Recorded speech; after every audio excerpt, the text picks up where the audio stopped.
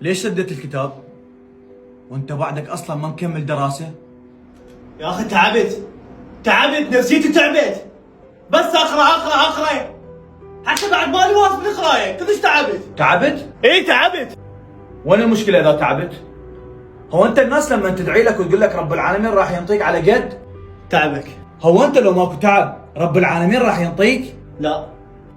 لا انت شلون راح توصل لحلمك؟ وانت مرتاح؟ وانت تلعب؟ شوف، ماكو نجاح من غير تعب. بس انا ظروفي ومشاكلي. ماكو شيء اسمه ظروف. دائما اسأل نفسك، انت تعبت؟ اذا كان الجواب اي فرب العالمين ما راح يضيع تعبك. رب العالمين ذكر بالقرآن وأن ليس للإنسان إلا ما سعى، يعني إذا سعيت وقريت وتعبت فراح تنجح. ماكو داعي هذا الخوف كله. اقرأ اتعب تنجح.